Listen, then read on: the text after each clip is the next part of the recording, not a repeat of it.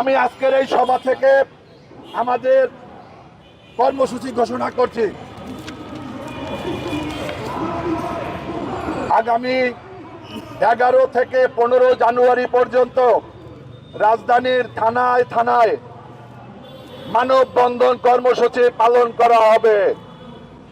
16 জানুয়ারি জাতীয় ভোক্তা অধিদপ্তরে স্মারকলিপি পেশ এবং 18 জানুয়ারি জ্বালানি মন্ত্রণালয় অভিমুখে পদযাত্রা এবং স্মারকলিপি পেশ করা হবে।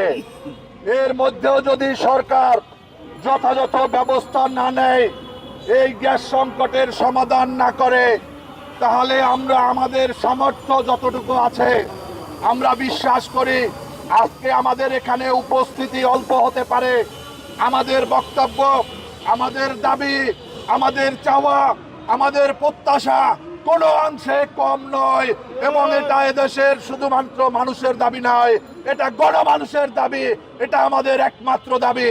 আজকের এই সভা থেকে আমার বক্তব্য শেষ করব শুধুমাত্র একটা কথা বলে, বাংলাদেশ লেবার পার্টি আমরা এখন বর্তমানে কোনো রাজনৈতিক জোটে আমরা নাই। বাংলাদেশ লেবার পার্টি আমরা 20টি আসনে আনারস মার্কায় আমরা প্রার্থী দিয়েছি। আগামী নির্বাচনে আমরা কতগুলো ভোট পাবো, আমাদের কতজন এমপি হবে, আমরা এটাকে বড় করে দেখতে চাই না। আমরা দেখতে চাই এদেশের মানুষের সাথে যেন কোনো রাজনৈতিক দল, কোনো রাজনৈতিক জোট প্রতারণা করতে না পারে।